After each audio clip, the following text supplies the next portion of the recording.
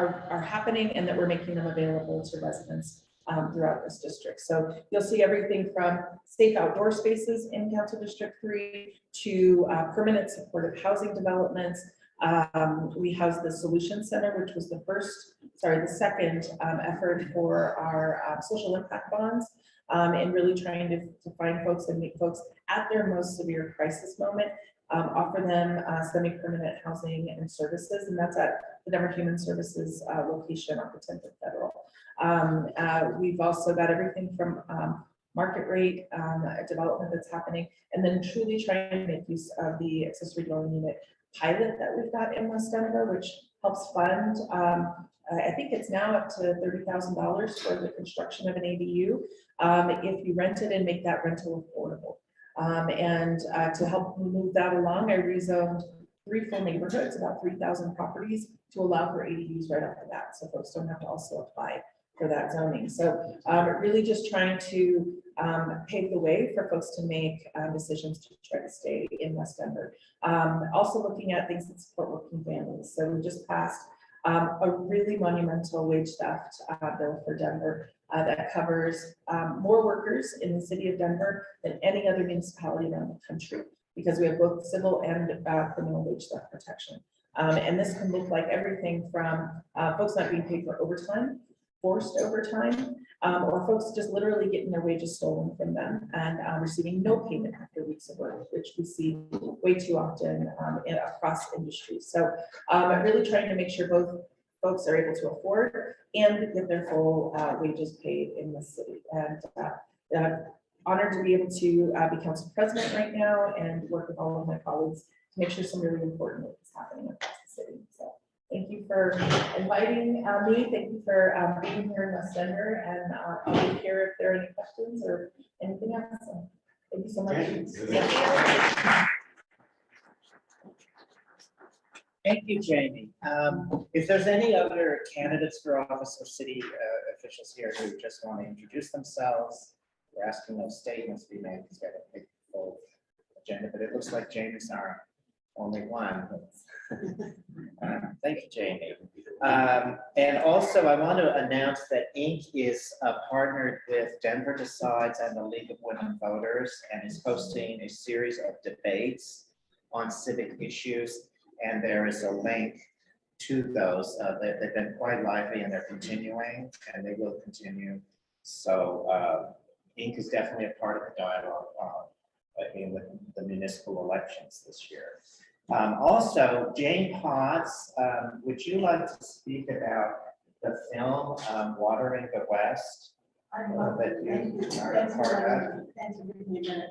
This is a project that my daughter, who lives in Fort Collins, has worked on for the last 4 years. It's one of the most comprehensive water programs I think you'll find. After they got done with it, they realized it's 3 two-hour segments. But it talks about the history of water law. It talks about all the water exchange between the east slope and the west slope. It talks about the water in southern Colorado. They talk to ranchers on the western slope. But the majority of it is the Poudre, the Passion Poudre, which is where water law started in the western United States. They go into great detail about how it came about, you know, first in time, first in use, all of the history of that. She's behind the camera 9% of the time. And it's beautiful. So I invite you, it's the 3 Mondays before Earth Day at the Sea Film Center. There'll be a talk back each time. I know the first week that they've got people from Denver Water that are going to be doing the talk back afterward. And so it's also a big discussion because water is so precious. And it's really a great learning experience. And it's been shown at CSU and several universities. It's been shown around the state. It took me the longest to get it to Denver, but I invite you to join us on this Monday nights for this beautiful film. And for state and educational. Thank you. Thank you. Yeah, that's really good. Yes, don't miss that one. Okay, so now we just have some ink sort of housekeeping to take care of. First, we have a financial report, and then we'll have committee reports. But Greg, our treasurer, I think where are we supposed to stand? Is perfect. So this is just a wrap up of where we ended up last year. Checking, we had $640. Savings, 12,871, and in our community fund, which was started in January of 2021, we had $26,779. To start the community fund, we transferred $10,000 from operating, and the board voted in December to transfer that $10,000 back to operating. So you can see down here that at the end of the year, we have $16,779 in our community fund. Income this is from R&O income basically. So in 2021, we had $4,578. Last year, it was $3,614. For expenses, $3,592 in 21. It's increased to $5,072.88. So the deficit was covered by the money that we have in our checking account and savings accounts. And then I'd just like to quickly go over where we were on February 28th for this year. So, little hard. We trust you.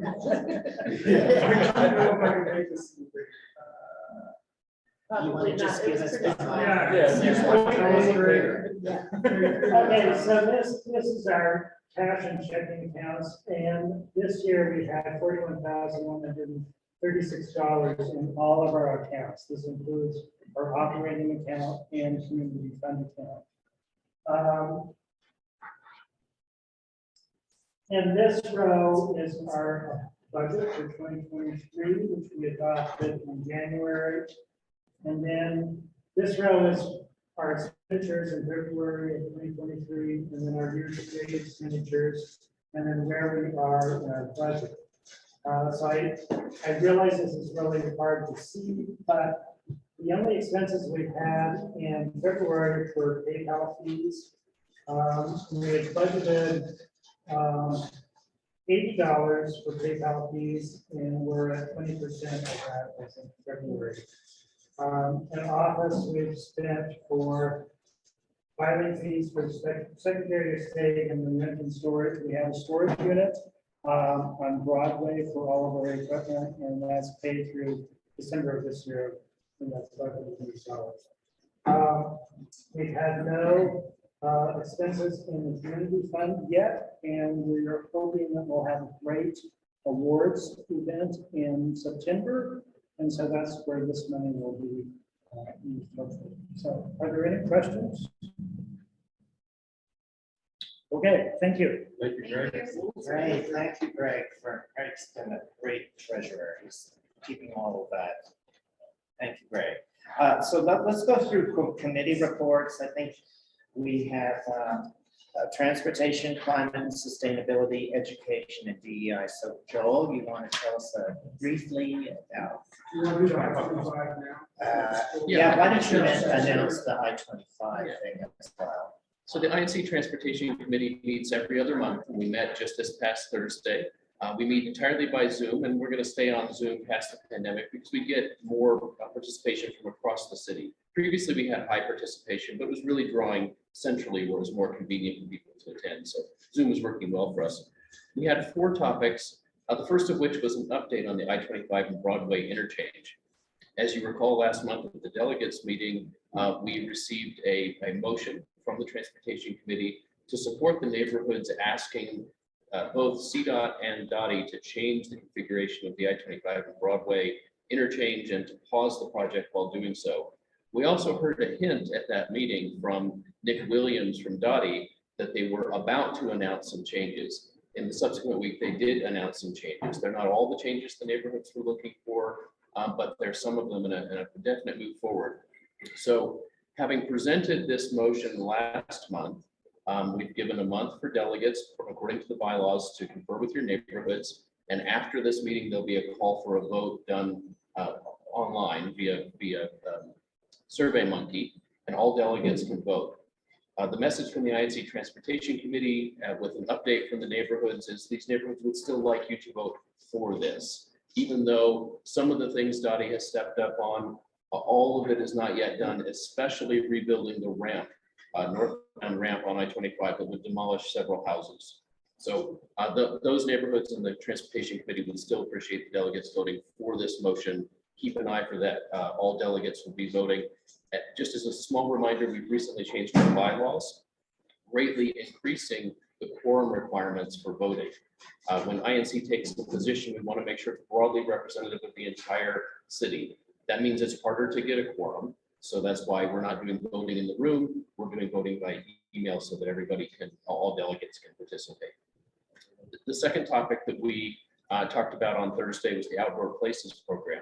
This is a program being done jointly between the Department of Transportation and Infrastructure and Community Planning and Development, DOTI and CPD, for outdoor patio-like things, some of which are in the right-of-way. They're on the sidewalks or they're below the curb. A lot of that happened more during the pandemic, but also patios that might be next to a building or behind the building, completely revising the rules and regulations that for decades have been really strict and limited as to who can have those. So we had them at our previous meeting talking about on the sidewalks and in the road space. This meeting they came to talk to us about on the private space. And I'll just summarize by saying it was really well received. And the people presenting this from DOTI and CPD are using photos to illustrate the examples of what they're showing, but they're not photos from far away places saying, imagine if we were like that. They're largely photos from around Denver, some of which are existing patios that have been around for a long time, some of which are patios that were set up during the pandemic with some loosened rules. And I think the reaction from the audience reflects, oh yes, I've seen that one. That one works well. We should have more of that. The third topic we had was introducing a new advocacy group in the past year or so in Denver called Greater Denver Transit. So it's a group of folks who just want to get together and talk about making transit better. Whether it's small topics like changing signage at Denver Union Station, having input to RTD policies, or really big topics like what if we rerouted the way all the buses work through downtown? So it's a real, I call them, this is with a lot of love, good geeks. They're really good folks and they really love going into detail. So if you're interested in or have neighbors who are interested in advocating for transit and going a little deeper than folks normally go, look up Greater Denver Transit. And the final topic we had was a presentation on Denver Moves Everyone.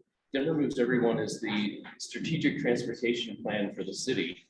And it takes all the recommendations for transportation in all of our other plans and puts all the recommendations together and says, what are we going to do in what order? What are we going to invest in what order? So Riley Lemie, who's the project manager for that, they just completed the public input on the draft plan that they had out, and he was able to go through some of what the public input, the high level themes they've heard, as well as going in depth. How does Denver Moves Everyone prioritize the projects? Because they have an initial priority list and give us some insight to that. So this will be, I hope, a framework that they continue to use to prioritize projects with an equity lens, with all the input from the community that they've had. And hopefully we'll see this evolve to something that the new DOTI advisory board weighs in on every year, because that's a good place where it's a public meeting. It has representatives from neighborhoods on it to give input to their priorities that turn into budget requests, grant applications, etc. So we're going to meet again in 2 months. When does the vote close? It will be announced by email, and I think there'll be a generous amount of time because we want to be sure we're hearing from people, and there may well be, as we saw with the sidewalk position, reminders. So we need to get enough people to vote to get a quorum. And you said Greater Denver Traffic and Denver Moves. Greater Denver Transit, and it's greaterdenvertransit.com. Really good website, and we can read about their policy positions. We can also download their draft ideas for what if we did front range passenger rail differently? What if we did downtown bus routing traffically? I hope they're able to make connections with DOTI and RTD and be viewed collaboratively because they're just so intense and then presenting ideas. Hey, I'd like you to do your stuff differently. I hope they can build those relationships. Excellent. Thank you so much. Right. Great to hear people are working on It's these very large, interesting. intractable problems. So, thank you, Joel. Next, we're going to hear from Lamone Knowles from the DEI committee. Lamone, I can see you. How are you doing this morning? I'm well. How are you? I'm good. Thanks.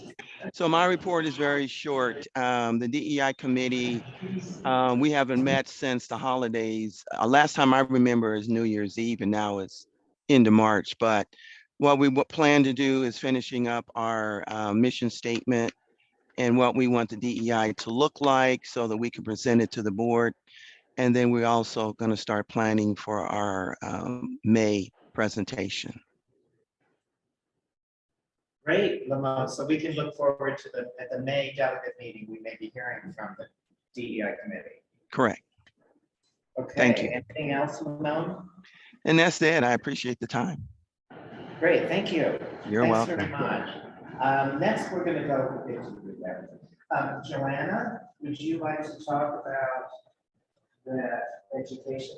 It's great to see you this morning. Good morning, everyone. My name is Joanna Rosa Stein, single mom with 3 kiddos in Northwest Denver. One of them is right back there, Alex, so if he's a little loud, I apologize. So education committee, January, thank you for allowing me to moderate it. That was amazing. I was able to showcase one of the students alongside with my son who started Operation Gate. And I decided to come up with kids who can, so kind, intelligent, diverse students in each of our communities, at each RNO. And the February, I had the RNO United Northwest Denver, that is, who is also an alumni at Fairview in this community, who is working with that community, and I just wanted to give a shout out to him. They are trying to close that school down, and that's in the Sun Valley. There's going to be an additional 600 residents that move back into the new Sun Valley. And so this RNO is helping with that and keeping that culture alive. Also, I would like to announce that I've been working with Jaime when I do have chances to speak with her. But Lamone and I, so diversity chair and education, have decided to join together to help with the youth awards. We have an amount of $2,000 that will be going to our students, and we have divvied that up. We have decided to utilize elementary students, middle school, and high school. And that means in our community, the project criteria will be projects that help our community. And the selection committee is the diversity and inclusion and education. They would have funds released after the winners are selected. And we have been, due to my laptop motherboard going out, we've kind of been a delay on that. But we are excited to announce that we're going to see our students in elementary, middle, and high school do something in our community and then come back with the youth award. And we're thinking to possibly do it with a meeting that we have here, or somehow by the end of the year, and showcase what they do with the funds. So yeah, I will be having, Lamone and I are working on that, and we'll be having that out shortly. And that's all. Thank you. Question for us. Yes. Is that in flight, or will we be, so for instance, can I reach out to my neighbors in my RNO and say, hey, this is a great program, you can get back to the community, here's how you apply? Yeah. That's forthcoming? Yes. Wonderful. That is in the work as we speak. And so, and the reason why I decided, Lamone and I have decided to utilize elementary and middle school. I have a high schooler, fourth grader, and first grader. And my fourth grader had the idea of helping our unhoused neighbors. And so we had created backpacks, and he's just in the fourth grade. So we were saying fourth and fifth graders, and then just to, whoever's taking minutes. Yep, that's Wonderful. So fourth and fifth graders, that's $150 to those students. And I know how creative, right? What do they do? Middle school, which includes 6th, 7th, and 8th, That would be 2 awardees at $209. And then high school, we have 1 award for $300, 1 for $316, and the last one at $500. And so that breakdown would be, that would be a total of $2,000 in total awards. So, and then it would, the amounts, would obviously we can work around them as the education committee and diversity and inclusion committee change around, but I think as of now, and then releasing the funds after we have a selection process, and then showcasing with all of us. So I intend at the end of the year to having not just my little guy, but a bunch of them here sharing what they did. So, thank you. Yes. How are you getting the word out to all the schools? Sure. So I like to call myself a professional volunteer. I've been doing it for a really long time. And I have a direct connection with DPS. And so DPS will be putting it out, and then we're working with a former person, Stella, who was in charge of doing this. So she has Boys and Girls Club and things of that nature. And I know the amounts are the biggest amounts, but it's really like what they could do to make changes in our community, because that might change. We might have one high schooler that we even grant $1,000 to, right? But I think just having the honor and privilege to jump in this position and really get the ball rolling was important for me. And whoever is interested, let me know.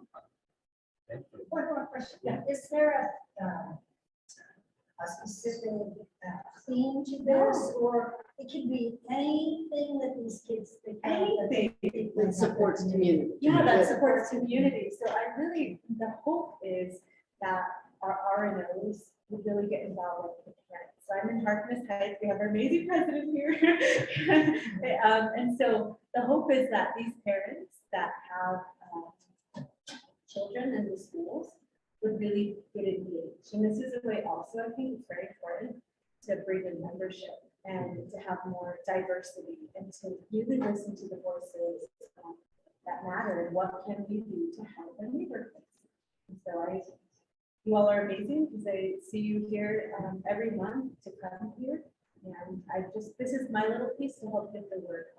But I would love for you all to go back to your earnings. We have money for them. That's great. Joanne, that's great. That's really a lot going. Thanks very much. Yeah, We do have a thank full schedule. Thank you, Joanne. Joanne is also our vice president. Also. About to be. I'm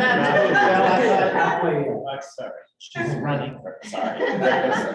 Okay, climate sustainability report, Adam. I think he's gonna start. It's just gonna be real brief. We've been kind of retooling it. I think we're looking at following in the successful transportation committee's footsteps. And we're changing up how we're gonna do it this year. We're gonna do it on the off months of the transportation committee meetings at the same time slot.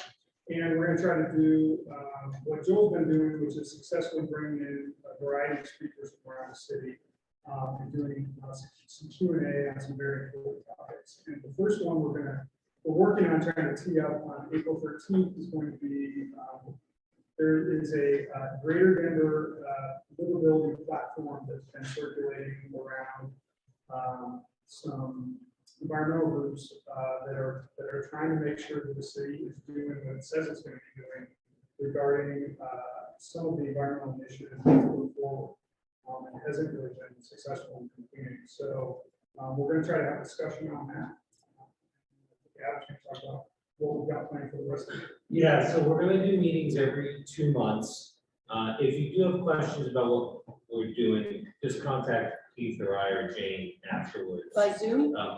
You're gonna do it? It's all done by Zoom, yeah, we'll do by Zoom. So like, Keith said, we'll do the climate resilient Denver meeting first. We're gonna try and get mayoral candidates. We'll see what happens. We're gonna do urban density, trees, neighborhood planting next. We're going to do reducing fossil fuel resilience for residential and homeowners next. How you do that? We're going to look at sustainability at DPS for our kiddos. Talk about plastic-free lunches, composting, and incorporating more meatless options in the DPS, and then open space and park planning around the year off in December. So that's what we're gonna do. We're gonna keep it brief. If anyone has questions, let us know after. Thanks. Okay, can we move on? I'm sorry, we're running late. We have elections and we have Nina Waysdorf. I'm sorry we spelled your name wrong on that. But we're going to try to get to you. I know you have to leave at 10:30, but we have to have elections first. So this is our annual elections. I am the interim president. My term ends and I'm not running for re-election.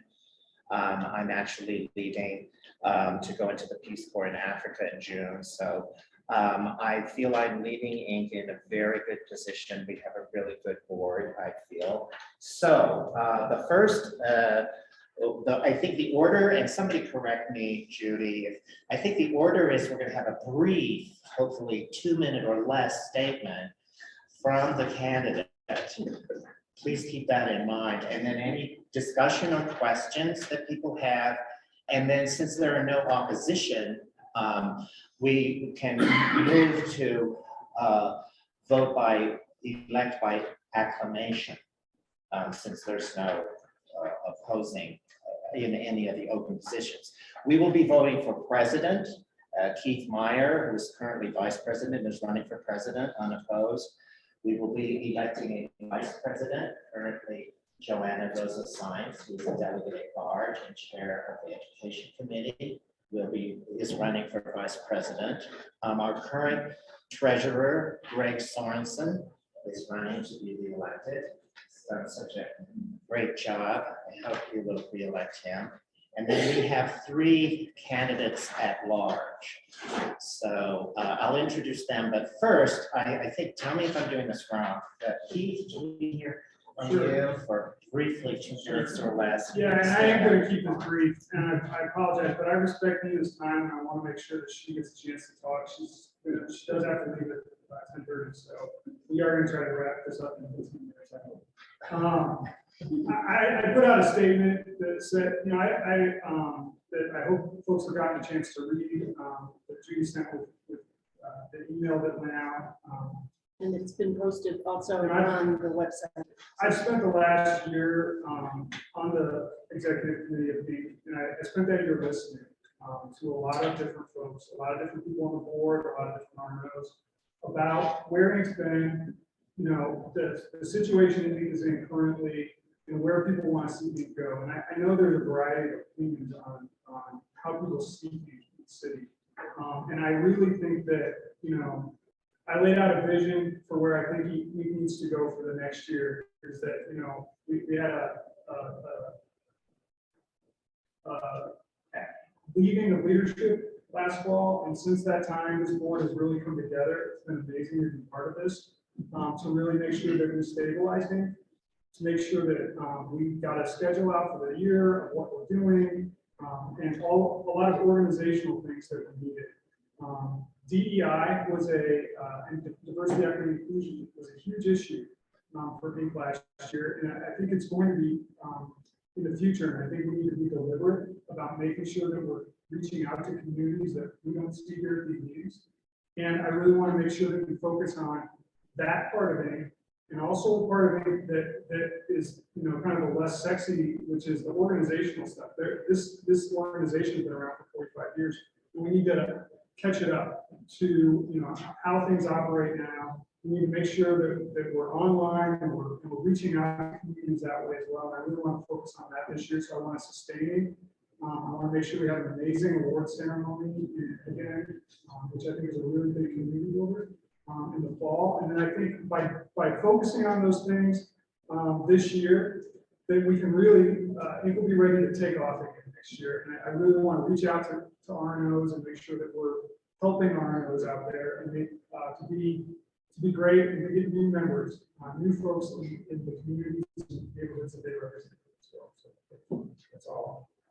Thank you, Keith. Yeah. Thanks very much. Does anyone have just 1 or 2 brief questions, or can we? Greg? I move to elect Keith Meyer by acclamation. I second the motion. Okay, we have a motion and a second to approve Keith Meyer as president of Inc. by acclamation. So this is where everyone in the room who is a delegate, hold up your sign with a D.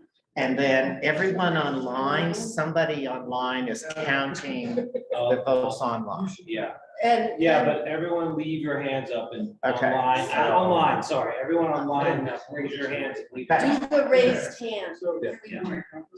I will, yeah. Okay, I don't know who's counting. I'll count. Okay, 1, 2, 3, 4, 5, 6, 7, 8, 9, 10, 11, 12, 13, 14, I'm assuming. And are you voting? Keith, are you voting? Okay, 15. you can vote for yourself, that's okay. 15 in the room. Looks like Okay. 16 online and a bunch of people don't have their hands raised. Okay, that's okay. So 15 present and 16 online. So that's 31 in favor. Okay, everyone, please lower your hands. You can Okay. lower your hands online too. So I think anyone opposed to voting by acclamation?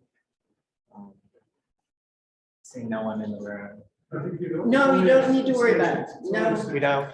Yeah. Okay, this is where the acclamation thing I was. Okay, so can I Next say, up. so Keith, congratulations. Okay, so Vice President, Joanna, would you like to make a brief statement? You're currently delegate at large in the Sheriff's Committee.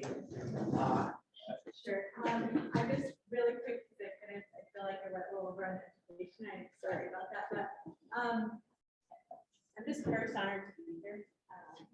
She also listens to my voice, I'm very honored, and I'm here to serve. And so I would be honored to be your vice president, to serve and help my best, help everybody.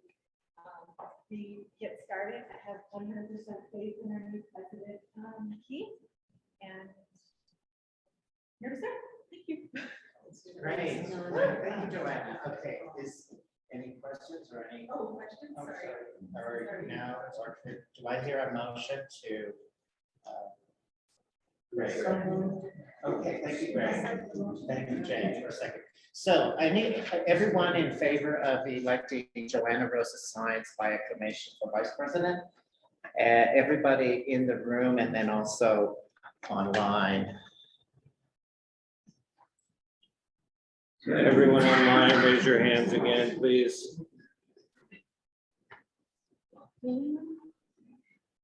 Okay. 15 here, and then I don't know online. Hold on, give me a second. Give me a second. 17 online. Get 15 plus 17. Is that, so there's a tally 15 here And 17. and 17 online.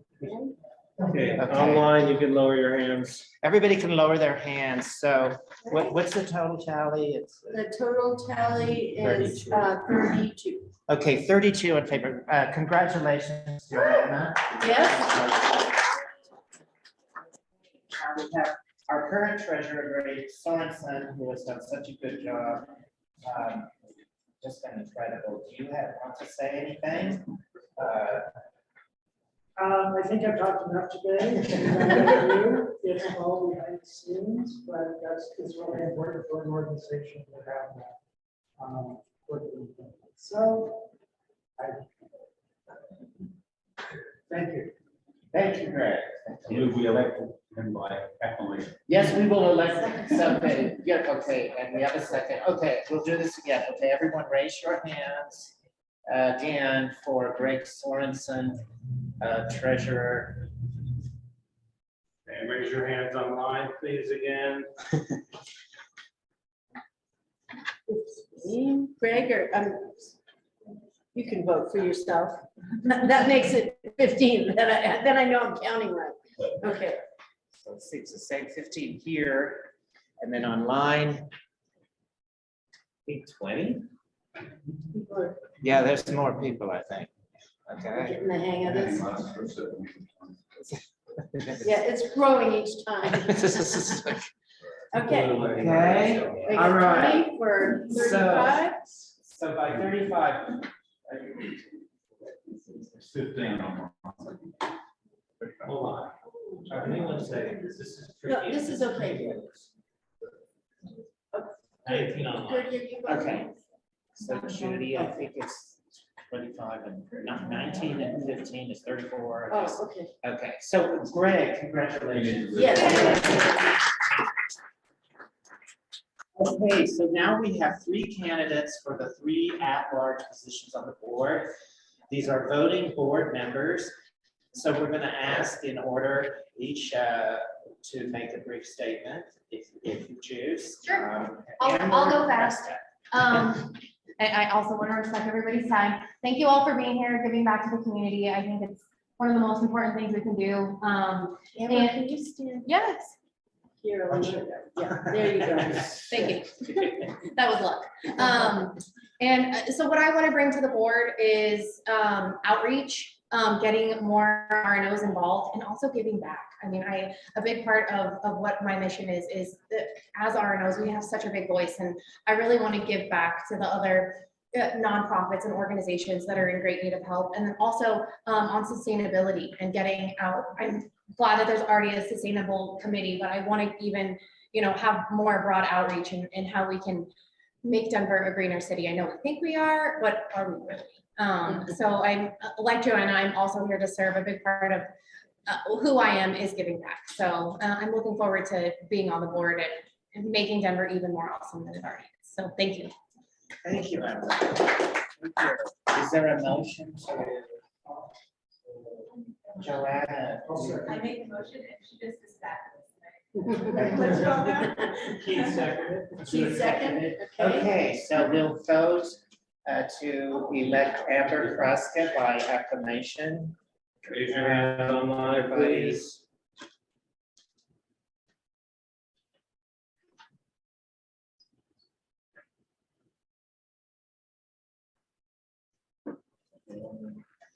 It's the same 15 here. Yep. And then That's easy. what do we have online? 16 online.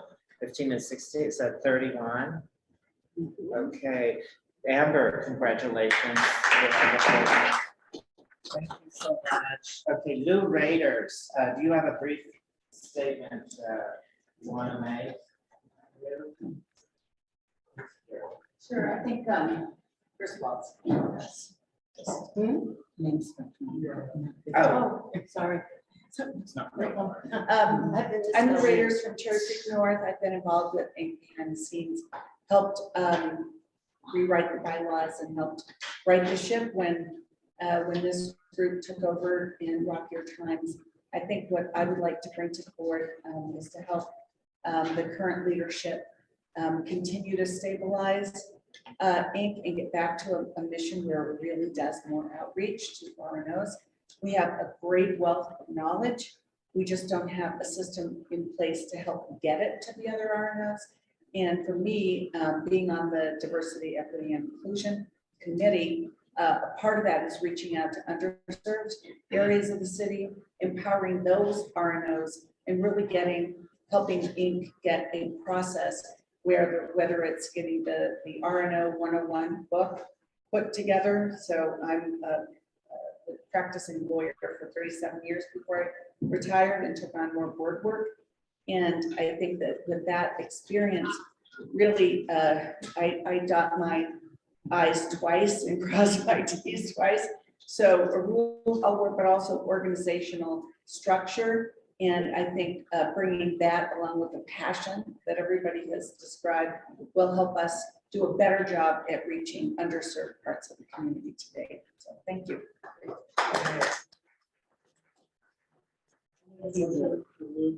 thank you. Okay, we have a Keith that moves to elect Lou Raiders by acclamation. James seconds the motion. Okay. Everybody in favor of Lou Raiders? 15. Okay. I got it. All right, you know the drill. Down. Teach people. Online people, hands up, you know the drill by now. Let's see. They need to go up. Gotta go up. Oh, I got it. Thank you. messed up my own system. Actually, I got it. Good. All right, I'm very impressed with us. We have 1 minute till 10, and we have 1 minute. No pressure. Take your time. Wait, hold on, guys. 21?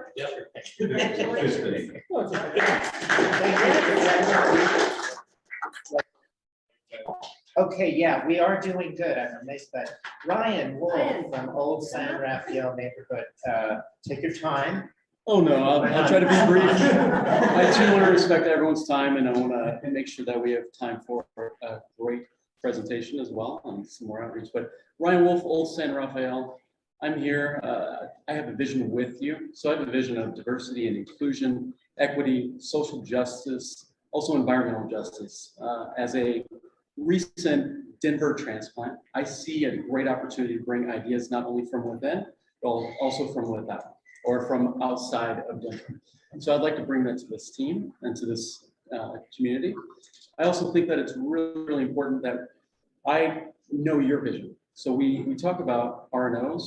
We really need to know each of our RNOs vision so we can help implement that vision in each community from a broader perspective.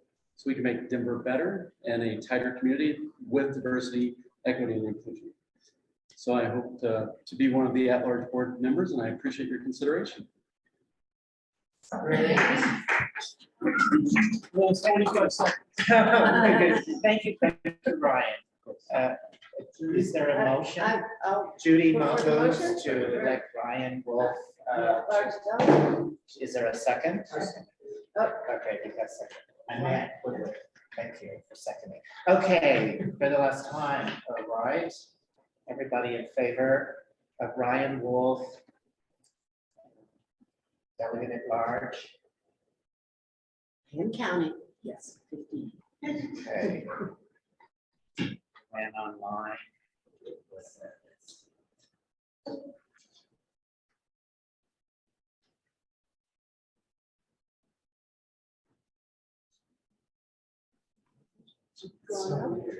What happened? 23 online. Well, it says it's 23.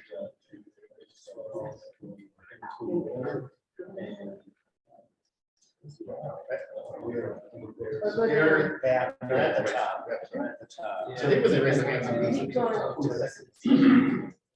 Because we're not raising our.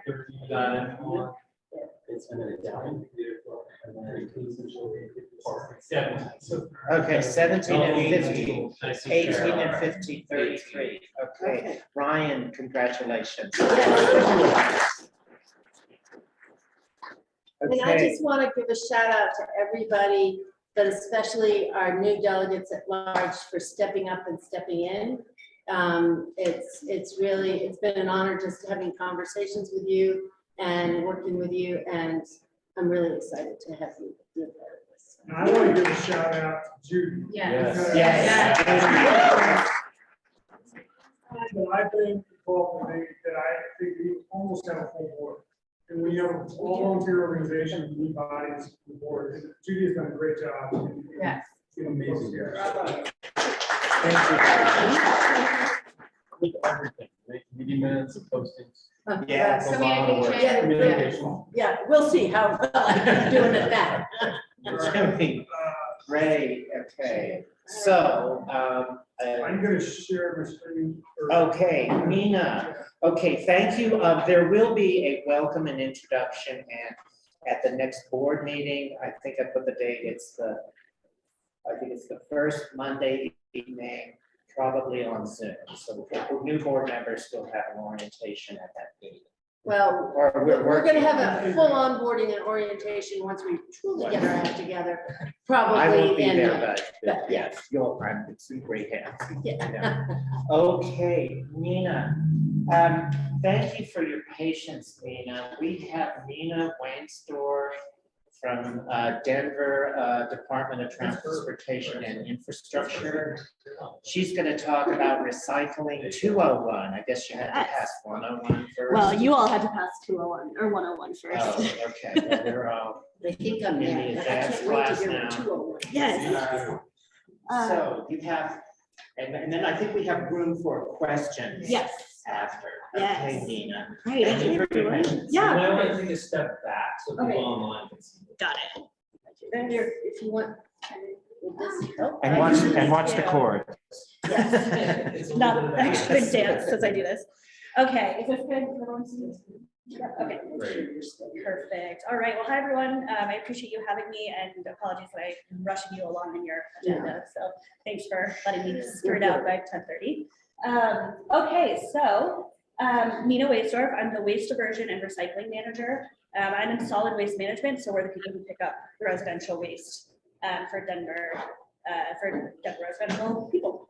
So we're within Denver Transportation Infrastructure. It's a lot of like long titles within titles.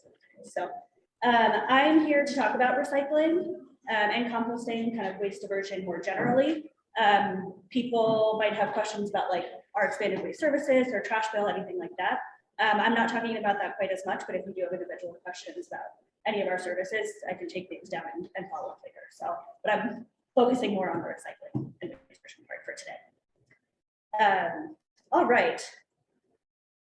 So first, I could talk about recycling and composting forever. So I'm going to try to like speed myself along in my own slides because I could definitely like get down a rabbit hole. But first and foremost, I'm going to kind of start big. So talk about recycling more generally, some of the why and the how behind it, and then kind of filter down into Denver specifically and what we should be putting in our carts and not putting in our carts, which is just as important. So first, why recycle and compost? It really boils down to better resource use. So landfills, which is kind of like the default when you throw something away in the black carts. Landfills are a finite resource, right? It's essentially a hole in the ground, we fill it up, we cover it up, nothing moves, changes, goes away from there. So by recycling and composting, we're reintroducing valuable resources back into the production cycle. So it's just, again, a better resource use. Composting specifically reduces our community's greenhouse gas emissions.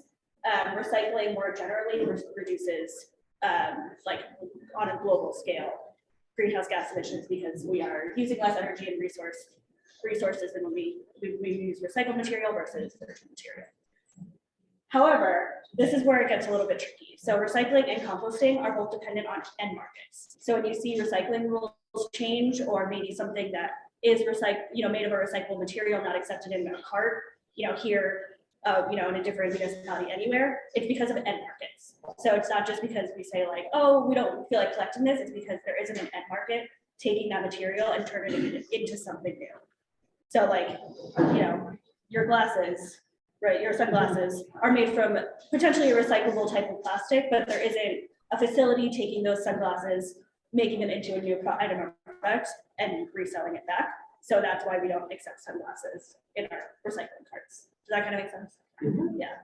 Sometimes people don't necessarily see the link between like the recycling cart and what it gets turned into. And I'll talk a little bit more about that stuff in a moment.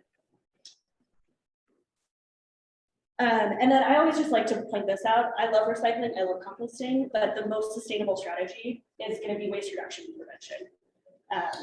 The less waste we have to manage, the better. Diverting what we do use is, the next best option. But we're still always going to advocate for waste reduction and prevention over, just taking, using something because you can recycle or compost it. And then there's also, we can vote with our dollar. So a lot of material, kind of going back to end markets, a lot of what we see in the store, a lot of packaging is not recyclable or compostable. And no matter how great our recycling systems are, they're just never going to be recyclable. So, making smart choices whenever we can and voting with our dollar to, push packaging into the right direction is going to make a stronger system. We can only recycle what we can recycle, but we can make better choices upstream. Amen. Yes. I said amen. Oh, amen. All right. So again, thinking big picture, how is Denver doing? Not great.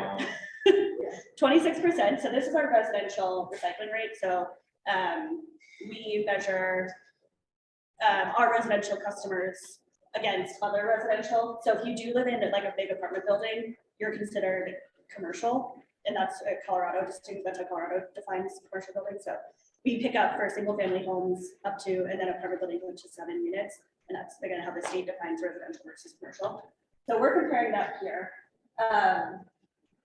Yeah, even amongst our neighbors, not great. So we have a ways to go, right?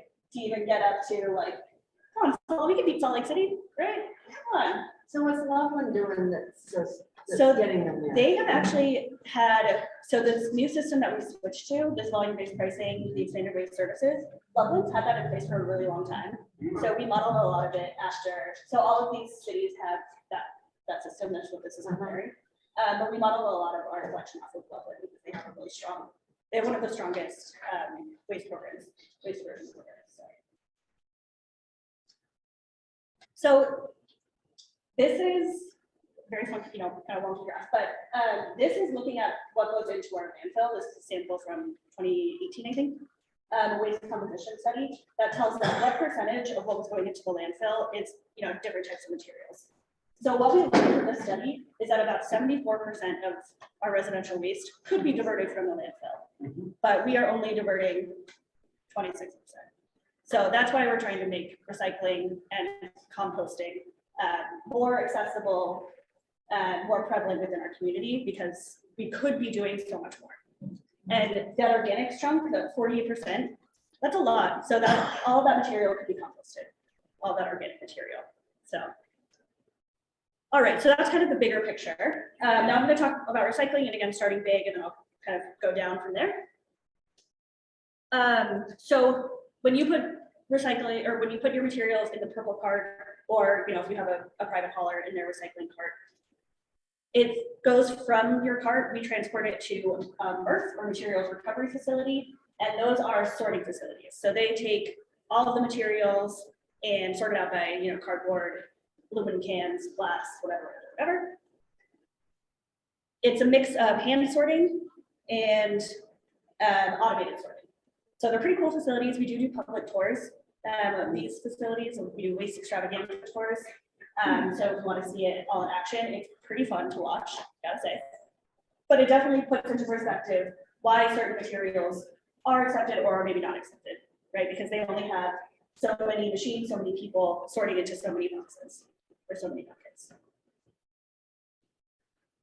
So this just kind of tells us what happens to our recycling after it leaves the cart, after it leaves the use, after it's sorted. So these are kind of the big buckets of what we accept in our carts, and these are really standard. Denver's recycling rules are pretty like across the board. There's some stuff that we can accept that other communities can't accept. In my last position, I came from Eagle County, which is, you know, Vail area. It's a little more restrictive. You can imagine transporting stuff over mountains, a little bit harder. But what Denver can accept and what the private haulers in Denver can accept is pretty standard. So this just is kind of a sample. This was a January 22nd, but it stays pretty consistent. And the individual facilities might change, so that's why I just put geographic location. For some of these, like we might use one facility for aluminum in the southeast and then another one the next year, but it's generally these are the geographic locations. So, I'm sorry. Yep. So are you saying that most of the recycling that we send out doesn't stay in Colorado, but it ships? Only glass. Only glass, there's not any facilities in Colorado. So glass is our only, we call it our only end market in the state of Colorado. So glass is a great material for recycling here because it all does stay local. Some of it we will probably never have. Like paper is climate dependent, or paper recycling is climate dependent. We don't really have the right climate for paper recycling. It's like because we're so dry, it's just not the best place for a facility. And there's so much infrastructure for aluminum can recycling. I don't know if it'll ever make sense for us to have that here. But there are some things, and some things that again could be recycled, but there aren't facilities doing it. Colorado could be a great place for those end markets, and we could have more local recycling. There's actually a state program called Next Cycle. That's an incubator, an R&D incubator grant program for companies to set up and market development here. Is there any huge infrastructure cost to build these facilities? Yeah. And recycle everything? Mm-hmm. Okay. Yeah, they're essentially big factories for manufacturing factories. And Colorado is in a huge manufacturing state compared to some of these other regions. So it's just never been our forte except for glass. Yes. to go, if we may, back to this point, I believe your previous slide said that paper is like 28% of our total. And to be transporting that to Mexico, 21%, I guess it was, is, it seems to me, enormously non-sustainable in terms of fuel prices and emissions and so forth. And I gotta believe we ought to be able to figure out a way to recycle paper right here. We used to send it to China, at least Mexico's closer. Yeah, But so also I can it's speak right to, here. so I can speak to that a little bit. So because of Colorado's geography, we typically stay domestic, even without kind of the China policy changes. You know, the coastal areas, it's a lot easier for them to ship out to China, but landlocked states tend to stay domestic anyway. Now, of course, everybody's staying domestic or North America because China changed their policies. Fair enough. So yes, it is there is definitely a huge emissions cost with moving this material out of state. It is always going to be less than not recycling at all. So any added fuel costs to transport to Mexico is less than if we were to use virgin materials to manufacture all that paper. So there's recycling, that's why it's like waste reduction is even better, because there's, even with recycling and just the manufacturing, the reprocessing, there are energy resources attached to that. But it's still better to recycle it than to just use virgin material every time. So yes, yes, and I guess to answer that one. Yeah. Good question. Yes. Why isn't compost on that list? So we're just talking about recycling, I'll talk about compost. Next slide. I want to let you finish your presentation. Yeah. We have Yeah. several questions. That have Okay. come up. Are there questions from the chat? Let me talk about. Or should we wait? Let me finish this slide. I'm gonna talk about the stars and then we can kind of go from there. And I might actually say, let's save questions for the end because I might get to it in a later slide. I might answer some questions. So the stars mean that those materials are considered infinitely recyclable. So glass, and again, glass is local, so even better. Steel, so like tin and steel cans, like soup cans, and aluminum cans. Those are like the gold standard of recycling. Those materials can hold up really well to the process. They don't have any loss in value, so again, infinitely recyclable. An aluminum can can be a new aluminum can in like 90 days without any loss of value. So that's huge. Plastics, part of the reason why plastics get so much attention as being not great is because they are not infinitely recyclable. It's more of what we call a downcycling. So we can recycle a plastic bottle pretty easily. That, you know, that's like high quality, high value plastic, but eventually it's going to be recycled into something that can't be recycled. And eventually it will turn into something that has to be sent to landfill. So when we talk about voting with your dollar, if you want a soda, can you choose an aluminum can over a plastic bottle, right? Like, you want to buy a soda, you really want it, like, I'm not going to say no to this waste, but can you make a better choice to say we want aluminum cans over plastic bottles, stuff like that. So those are kind of some of the choices you can make to support better material use, better resources. Great. So to talk locally, this is what should go in your purple cart. Essentially, bottles and cans, aluminum, glass, plastic, even aerosol cans you can take in the first cart. Boxes, so flattened cardboard, we do want all the cardboard boxes to be flattened. If you're using our carts, and that's pretty standard. Paper towel tubes, stuff like that.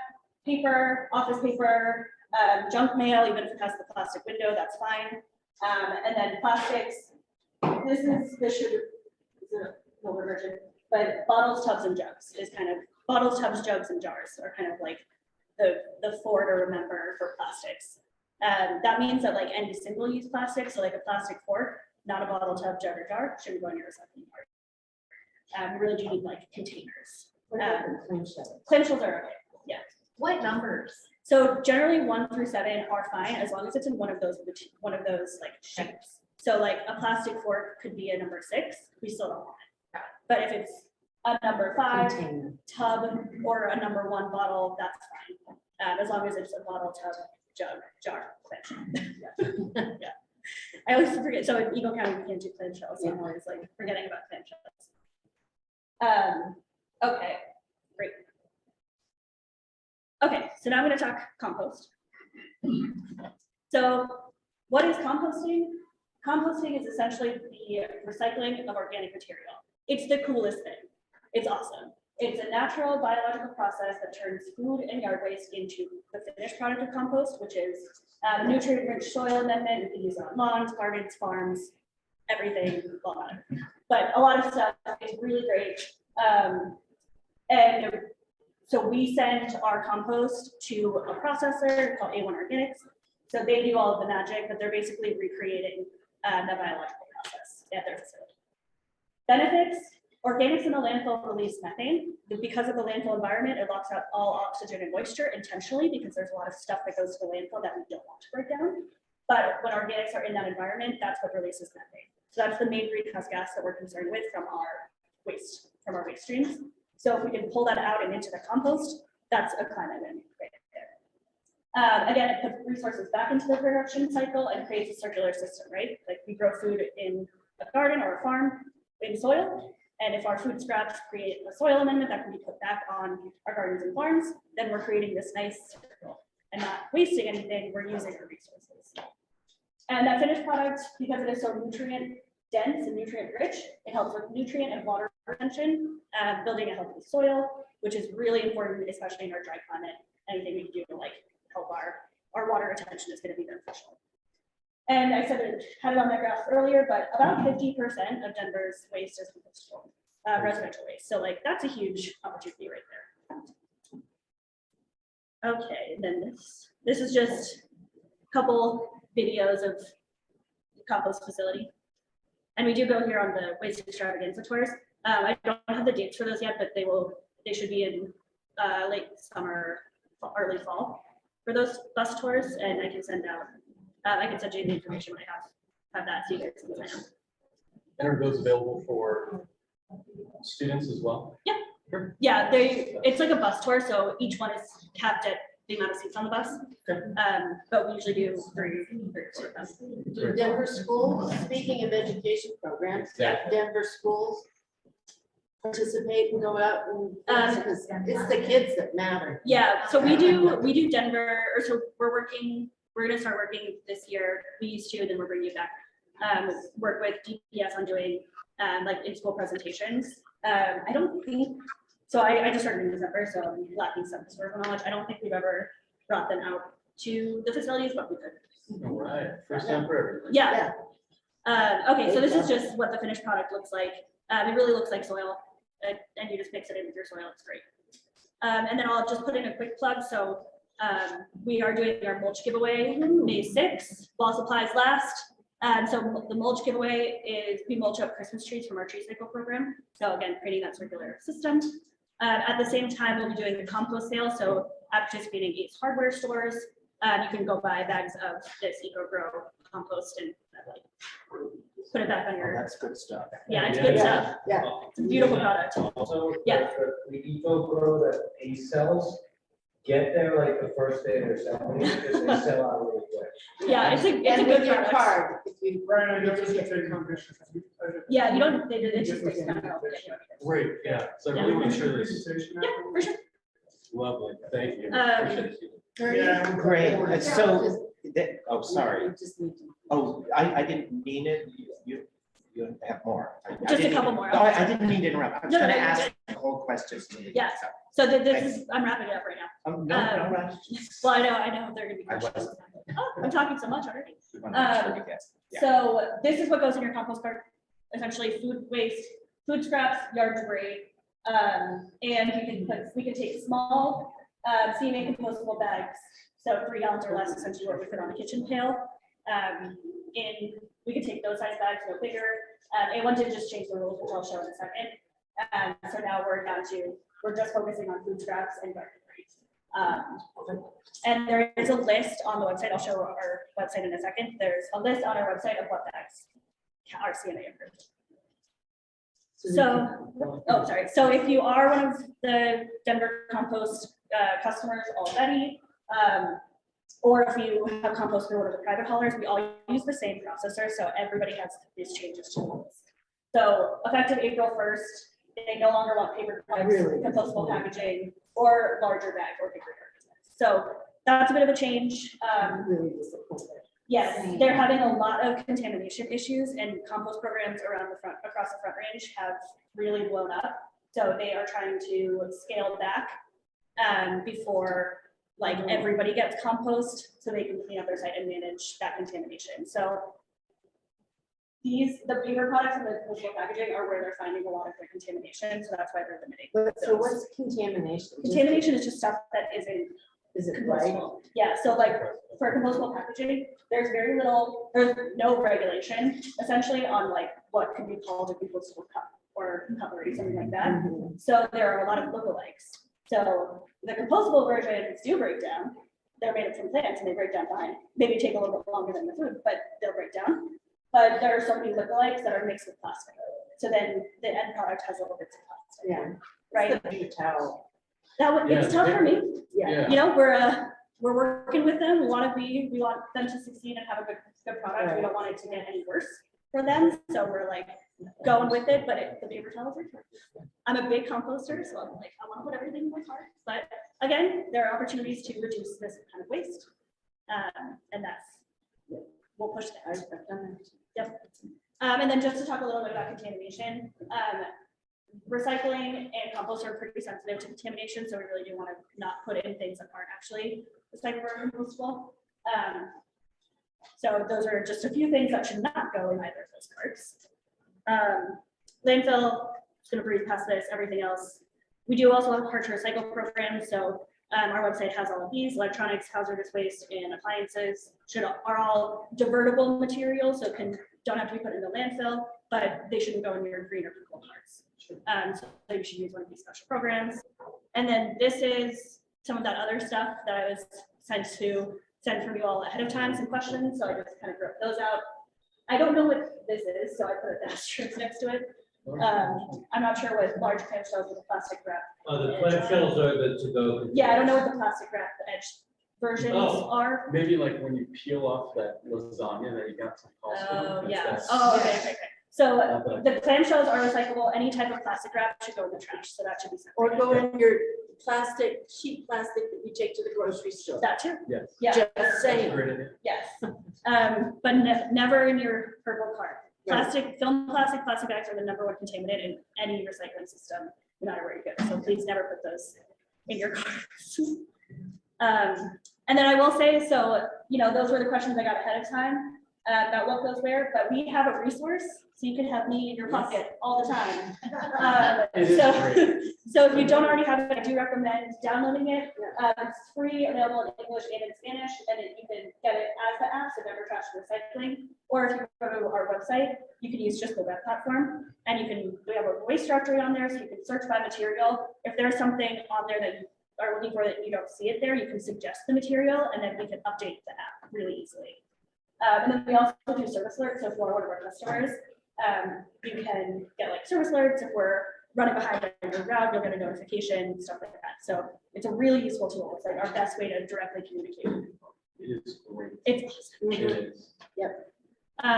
Okay, so and then these are just the links for like what we just talked about. So denvergov.org/recycle/compost. This page has all of the changes. So if you are a compost customer, there's like way more about why we're seeing the changes, what are the changes, that list of bags, accepted bags, is all on there. And then CartSmart just kind of has like all things diversion on there. So waste directory is the first thing that pops up on that page. And then from there you can go to some other resources. So I just wanted to say that I reached out to this lovely lady, and she said that she could do this only until 10:30 this morning. And then I talked to her. So we got 3 minutes. You will send the questions, but please respect her need to leave it to me. Thank you, and sorry. We are gonna lock the doors because I think there's a lot of questions. But there's a lot of questions online, so I'm wondering in the past, we've had people come and speak today, they got a chance to answer all the questions. I'll send those to you, and then you send answers and we'll get it out to people. Yep, absolutely. Okay, Is so it possible if we have 2 or 3 minutes? I know Gertie had a question, and there's questions online. Yeah. we will take all the questions online. If Yes. you're online, we're gonna take all your questions and we're gonna send them to Nina, and she's gonna answer them, and we'll get those back out to them. Yeah. Okay. Yeah, how about I'll do the in-person ones and then Yeah. Okay. virtual. Gertie, I think My understanding is that we should not use the compost from the city in gardens where we are growing things we're gonna eat, because the E. coli may not have been killed in the process. That's not true. That's not. Nope. So the benefit of the compost facility is that they test everything a lot. So they have to send, in order to legally sell it back, they have to send it to be tested, lab tested for all of those things. So the process kills all of that, and then they test it to verify. And then is there are flat things, like cans that have been run over by cars that are flat? Can that still go into the recycle? Or Yeah. does it screw up the? So flattened cans are a tricky one. So it essentially in the birth process everything gets flattened, it gets baled together. So it's still recyclable if it's flattened.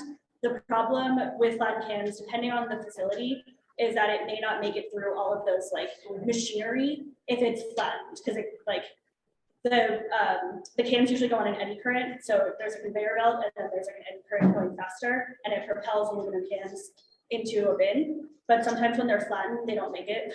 They don't make the journey into the bin.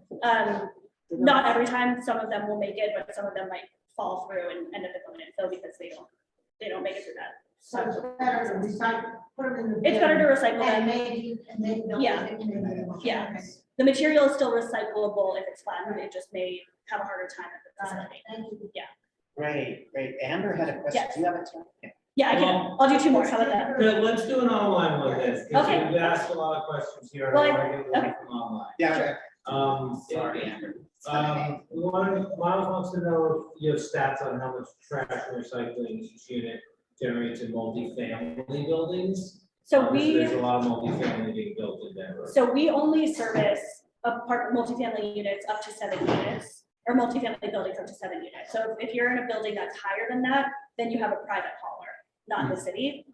So we don't have any information on that. We do know, I think I hit the slide, but we know the cities, when you include that material and seeing construction, demolition, and industrial and institutional waste, our diversion rate, which includes diversion versus recycling rate, diversion includes industrial waste that we don't count in our residential waste numbers, but that jumps us up to about 35% diversion rate when you include some of the industrial waste as well, and the institutional waste. And that's where the multifamily units get counted as commercial, not as residential. So it's just like a little bit of a tricky data set, but we typically don't. We'll do audits every once in a while where we do take one particular house's waste and sort it out. We don't collect that from every single household on a regular basis. We can't say your house recycled this much. This is this much. But, yeah. All right. What about Denver Housing Authority? I know that compost and recycle wasn't allowed. Are you guys expanding to Denver Housing Authority? Yes. So we service Denver Housing Authority buildings. That's kind of, we have, I guess, so we do residential waste except for some specific city versions or city affiliated properties. But it's still on facility by facility basis. So we're not at this time forcing them to compost, but part of the rollout with the rollout of compost service with expanded waste services that we offer. It will be offered. It will be offered, but the facility still has to accept it. Okay. So that is where, we can't force anyone to take the. As long as it's going to be offered, because I know before they couldn't even. We service those buildings. Okay. But it's still up to the facility when they offer. So I know, I'll do one more. One more quick one, and then I'm cutting myself off. Yes. What is being done to increase that 26%? Yeah. In other words, we hate to think of the city coming out and looking in our carts, but might that be necessary? I clean and monitor my alley every year, a couple times. And when I throw things in the bins, it's pathetic, the way people are performing. Yeah. So we are doing a lot more education. That's essentially why my team exists. We're a new team. We really need to educate the community about the importance of all of this stuff, why do it and how to do it right, because that's really almost just like, it's just as important. You know, we want to recycle compost, but we want to make sure we're doing it right and not messing up those systems. But a big part of it is increasing access. So through the expanded waste services service, so now people are paying for their trash cart and getting weekly recycling. We'll be getting composting when we roll it out. That means that everybody has access to all three waste streams, instead of formerly people had to just pay for compost. So only if you wanted to pay for it could you get compost. So now it's going to be included, and there's more information about all of that. And then beyond just Denver solid waste customers, right? Because we only do residential waste, which is about 18% of the city. The Waste No More ballot initiative, so that was voted on 71%, I think, by Denver voters. That will affect commercial buildings. So all apartment buildings will have to have recycling and compost, and businesses. So that across the city is going to increase access and bump us up. Because without access, we can only recycle and compost so much, right? Let's be lovely. Well, Yes, it's beat Loveland. Take that, Loveland. thanks, Nina. Yeah. I would like to, question for that. Yeah, I happy know to. that the composting is probably gonna take through the summer to get the bids out, so. Yeah, Kind of totally. back, and hopefully you work with it to get, Yeah. this message out to more hunters. To Mhm. get it out there. Yeah, happy to come back and happy to go into the ordinance too. So, Yeah. just let us We'll know. get those Yeah. online questions to you and figure Yeah. out a way of publishing. Yeah. That, your answers. Yes, thank you for having me. Thank you everyone virtually. I appreciate your time. Thank you. Great. Yeah, thank you, Nina, for staying a little longer and the online questions, sorry we didn't get to you. This often happens. We have a lot of questions we don't always have time for. Okay, the next thing, we're gonna bring back kind of this tradition at Inc. We started and stopped and then started again. It's something called Around the City, and that's where any member, RNO, delegate, and guests who, I don't think we're gonna enforce it, can just maybe take 1 minute, ideally, to maybe talk about one thing that's going on in your neighborhood. And it usually was just something, could be whatever people are worried about, something good happening. And so I think what we might do, we've got about 25 minutes or so. Lou, did you have? Yeah, I just wanted to say that Cherry Creek North had a District 5 and at-large candidate forum. It was well done and filmed it. We are uploading it. And what might be really good to help voters hear from at-large candidates on different topics would be to try to link some of those around the city. I know Julie's doing one, so that people who didn't have a chance to attend can actually go and watch some of these different forums that were done. Yeah. So ours was pretty well attended while we were listening on Zoom, but it will be uploaded for everybody to watch. And we specifically raised questions they did not raise at Regis and some of the other forums, and including their attitude toward expanding and supporting RNOs. Great, that's Cherry Creek Neighborhood. So Judy, is that information that Lou referred to, is that something maybe could go on the Inc. website, the links to these debates? I would Is that something- think we could try to figure that out, yeah. And because that's not part of the Denver Decides, it's just something that's being done locally, as is the one I'm gonna do, if I remember to hit the record button. And really just a resource where Yeah. you can point to a bunch of different ones. Yeah, maybe Um, that would be. And it'd be good to have RNOs, anybody who's done one, if they recorded that, get that link to Judy, and then she can have a place on the website where people can kind of shop, if they want to really, last minute do some further diligence on candidates. That's great. I know we had one in Elyria Swansea that was well attended too. So the debates are something that's just a resource that Inc. definitely wants to promote the discussion. And so I want to alternate between, I want to make sure people online also have, but Joanne, did you have? Yeah, just to piggyback off of that, so I was a moderator for the mayor's debate with 10, so Transform Education Now, and that was held at Kepner Beacon Middle School. So I could also provide that link. Also, for our Spanish speakers, I also work with part of the PS12 with the Hispanic Chamber of Commerce. And this Sunday at noon, that will be available online as it was live streamed and as well as YouTube. And so I think that's important in taking as CPS championing into this bilingual initiative. That will be showcased. So yeah, I would just love to provide those two. You want to, yeah, send me the links. Joanna, can And you I'll provide collect those? stuff. Absolutely. Yeah, that's great. That is great. Bruce Basket. Okay, you guys will have, we'll probably alternate. Are there a lot online or? No, Yeah, there's okay. only one so far. Okay, good, okay. So Bruce can just speak.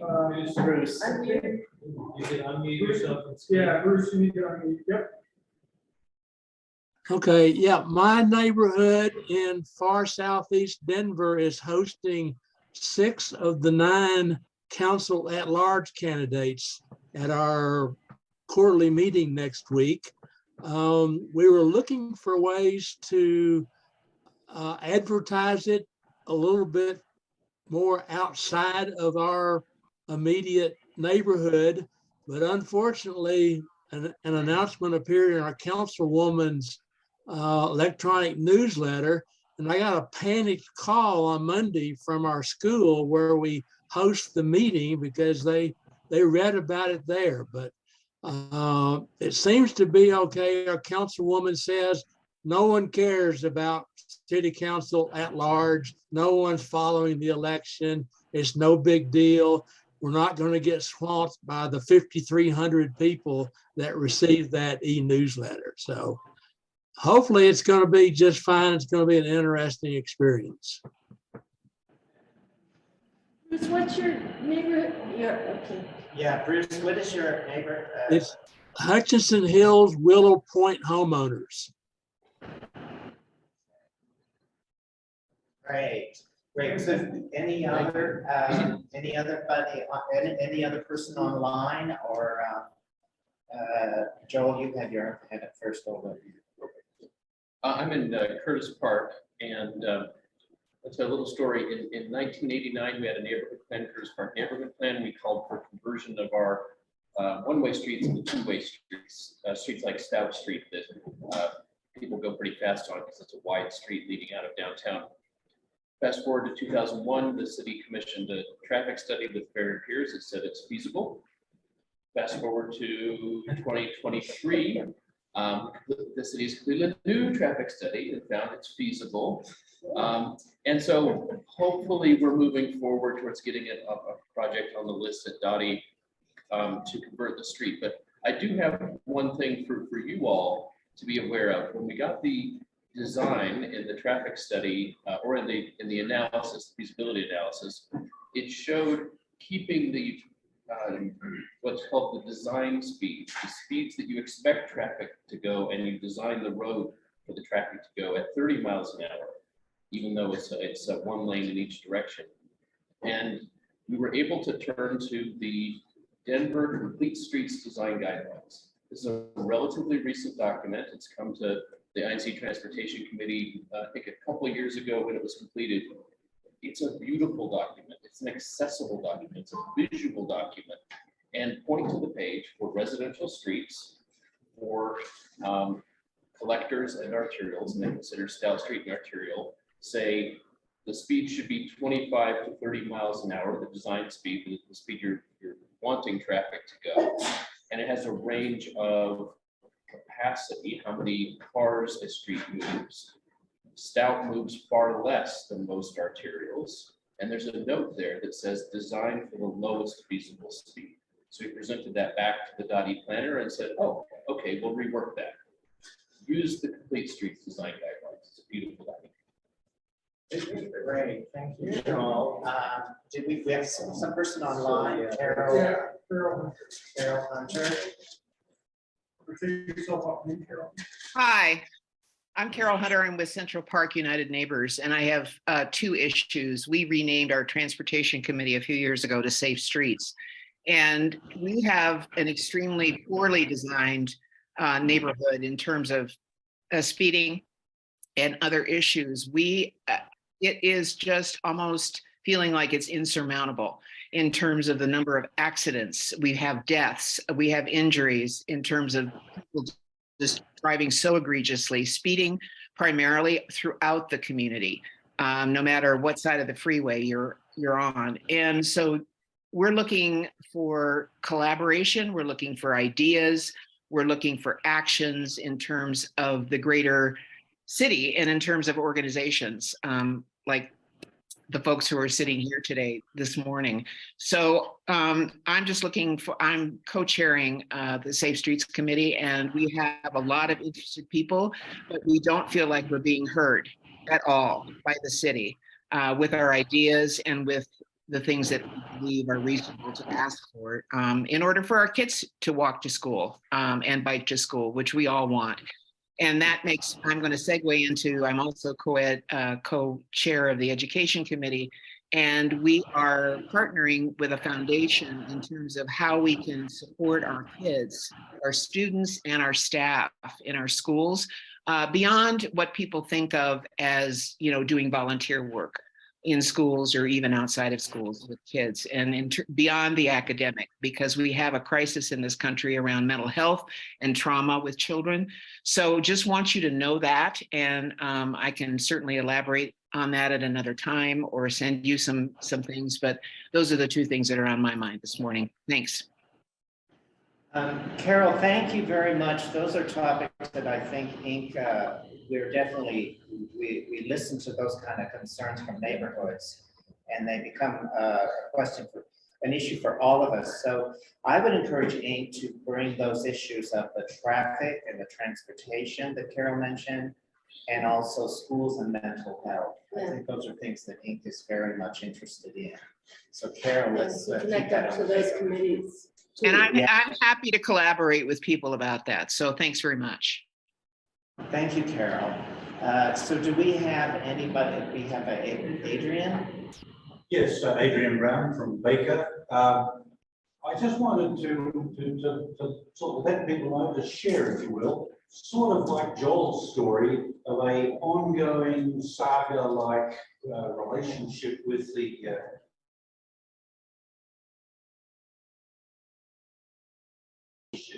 more or less in the middle of Baker. It's a relatively large park for us. And we are going through, I think, a third or fourth planning iteration, starting in 2003 maybe, a 2009 plan came out, then it was revisited. We've got $1.4 million of city money to spend to modify our park to make it meet our current needs. We had a meeting on it the other day, very well attended, because there are basically two community groups, I guess. Those who want to see the park mainly for peace, and those who want to see the park mainly for dogs. And I'm not going to make any comment. I have my views, of course. I'm not going to share those. I just want to bring it up that the times are changing, and the sort of position is something that we really have to live with as we densify the city. More people need more places to take their pets, as well as more people need more places to take their kids or their partners or whatever. So it's been a very interesting dialogue ongoing. We'll let you know what happens, but it's a citizen-driven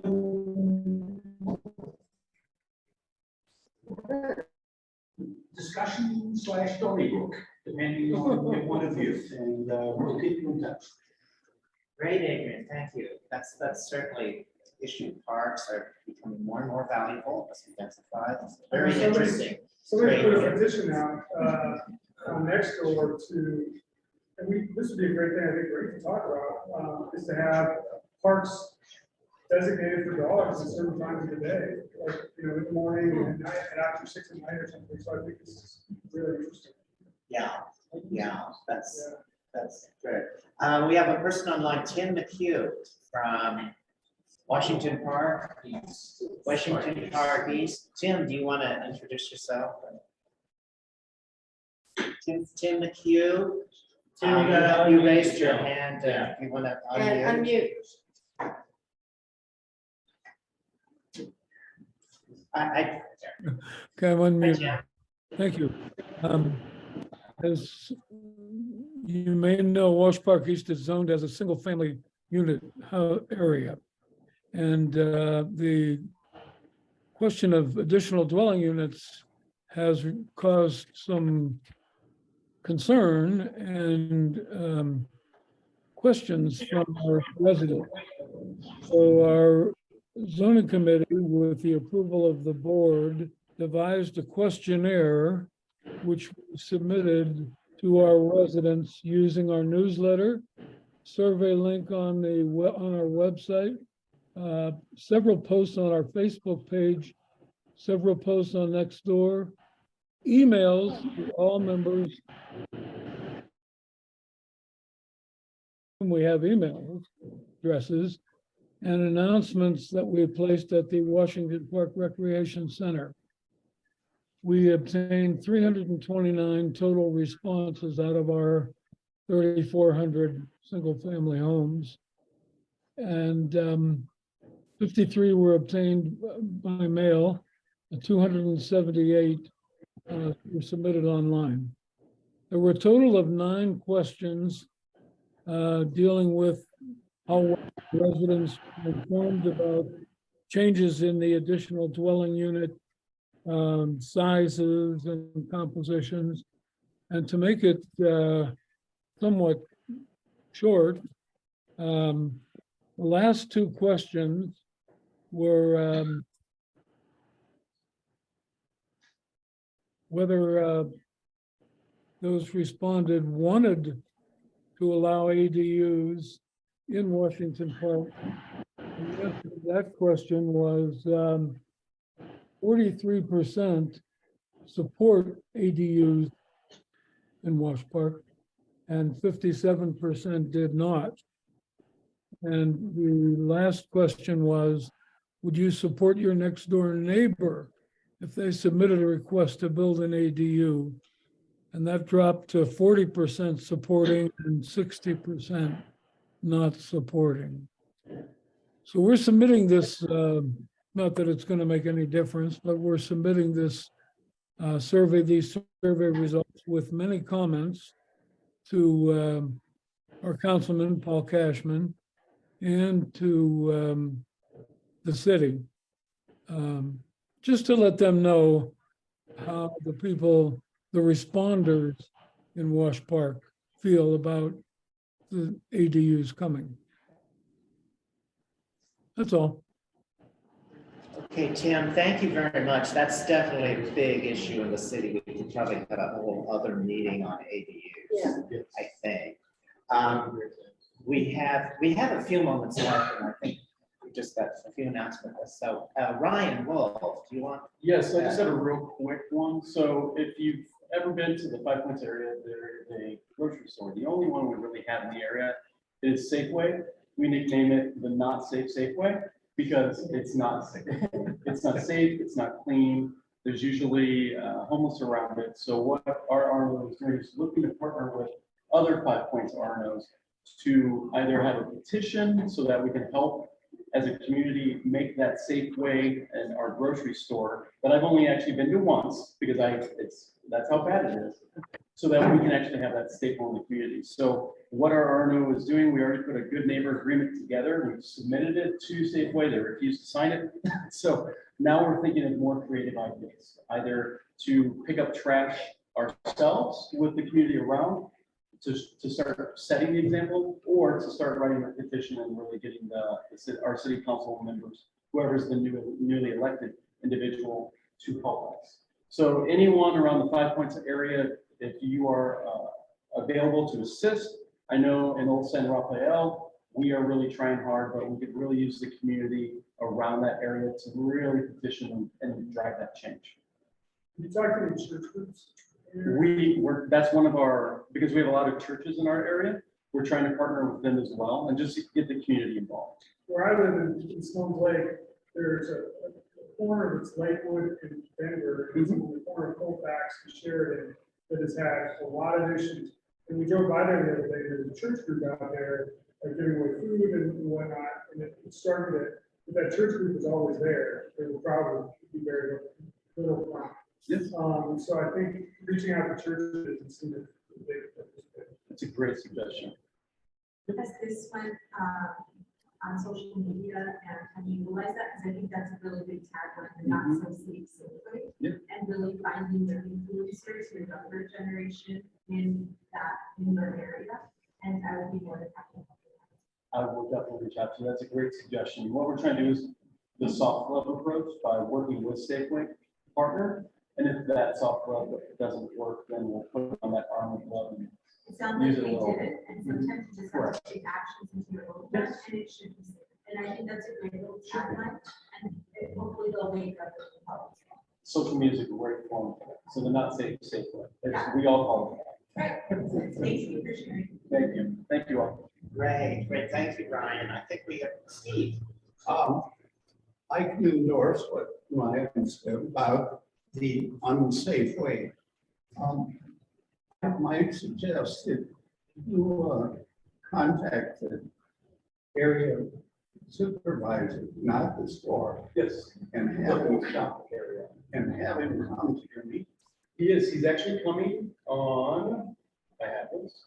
He's coming in the next few weeks, so I'm hoping that I can send out to this committee or this co-op. The other thing I wanted to mention, I might suggest to the new administration that after the elections and the city people get settled down, that key players from INC meet with the mayor face to face and just to let them know that neighborhoods are out here and that we do care. Because the one thing that I hear through this whole election cycle is that neighborhoods and citizens have been forgotten by the city. Now, we did have a meeting 12 years ago with the new mayor and did just that, but we all know what happened. So, but I think it's worth a chance just to let them know that we are out here. We're not just a figure on a computer statistics. Thank you very much, Steve. Steve is a former president, right, of Ames, and he has a lot of knowledge about what things we used to do. So thank you. I hope we will take that to heart. Yeah, yeah. I think that's definitely something. And I want to get to Gertie. Sure. Or No, go ahead. Gertie. I'm Bertie Grant, and I'm one of those people that lives in a house that is covered by 3 RNOs, but I am not a delegate from any of them. But I am a long-standing supporter of INC. And the issue I have is that I live half a block north of one of the major bus stops in Denver. It's at Alameda and Lincoln, and it is frequented by a lot of people because it's a transfer line. And the issue we have is that it is a big thing. And we have contacted RTD, and RTD says it's not our responsibility, it's the responsibility of the advertiser. And we've gone down and picked up trash. The trash can was so heavily compacted that it would take a pitchfork to pierce through the stuff, the pitchfork it out into a trash can. I was delighted to see that for the first time in 6 weeks, whoever it is, cleaned up, emptied the trash can. But from my perspective, it is really distressing to see RTD, the city passing the buck to RTD because it is on the public right of way. So it is technically the abutting property owners or people responsibility to clean it up. But RTD passes the buck onto the insurance, onto the advertising company that advertises at the kiosk. And the result is that the neighbors live, it's not only that it looks awful, it blows up the street, and down the street and all over the place, so it's awful. Yeah, thank you. And it impacts public transport because people don't want to be standing in a pig pen to catch their bus, and so they take their car and off we go. I'll turn it around, guys. Yeah, and you say they just pass the buck, and I'm tired of somebody passing the buck. As your VP, I'm ready to grab that buck by the horn and really hold people accountable. And that's when November I said accountability and transparency. And I think with our new administration, thank you for that. We will be submitting that, and we will be letting you know, because it's our neighborhoods that matter, and we are creating this city. And yeah, thank you for saying that. Thank you, Joanna. Thank you for being very willing to do that. Meeting with the mayor. I wish I could be there. I wish I could be a flower on the wall. Doing bigger things. I know. Nolan, did you have a? Yeah, just real quick. Well, Alma Lincoln Park is currently going through the RNO Equity Toolkit process with Radian, which is a exciting way to kind of figure out how to make our RNO actually representative community. As you know, RNOs are not representative of their communities. For the most part, they overwhelmingly are homeowners and the people with the time to go to meetings. So we're working with Radian, trying to how to do more outreach and really get more people involved. So we'll let you all know as that process unfolds. I'm sorry, can you say your name? Radian, they're a nonprofit group. I They have a grant. So someone. maybe we could talk after this. Yeah. We do need to do some stuff with that. That's So, great. yeah, I'll connect. Yeah, I know the principal of Radiant too. Radiant? An architect. Radiant, they're kind of a, yeah, they were a CDC community. Yeah. Development program. They sort of do community planning. I know the principals Yeah. started at it, but They have a big range of things, but they have a grant from someone to do this RNO equity toolkit. They've done it with a couple other RNOs I know, but I'd like to know how that is, and I think, Nolan, your point's very well taken, that RNOs aren't necessarily always representative. You know, that sometimes just. You know, we are going to talk about this. We should move on because. So, okay, well, I think we'll wrap up. Well, we do have announcements. And so I do want to just touch on the fact that we are going to talk about this exact issue in May. We're going to talk about diversity, equity, and inclusion within our notes. And so I think it'd be great to be able to hit on this. And increasing membership, and increasing diversity in our notes. So I think this could really go well with that. I didn't want Yeah, no, that's always been a long topic within. It's always hard, areas. yeah. The role of RNOs, do they speak for the community, who do they represent? And so I think we'll wrap up around the city. Thank you for that. I think that's very interesting. So our next meeting in April 8th will be in my neighborhood, in the Global Elyria Swansea neighborhood at Holy Transfiguration Church. It is an Eastern Orthodox church that has been there at least 100 years. I spoke with Father David Thatcher. Now he's welcomed us. We've had many meetings there in the past. They have a nice little hall that's where our next meeting will be. We'll give you the address. It's on East 47th Avenue in Globeville. And the topic will be air pollution, and specifically listening to residents and people from that area and Commerce City who are breathing the air there. But one of the points of air pollution, they said it doesn't respect neighborhood boundaries, and it's a problem for all of Denver. So that's in April 8th. I hope you'll attend. May, Keith, I think you want to say what your plans are for. Well, I think we are going to talk about diversity, equity, and inclusion in our RNOs, and we're going to do some strategies and successes that folks are having. I'd love to talk about this radio a little bit more. Ramon, who's at the head of our DEI committee, has some ideas as well. So this is going to be Denver Elks, which is kind of on the north side. So it's up the street from here, basically. But yeah, and then in June, Adam's going to be working on some transportation, alternative transportation.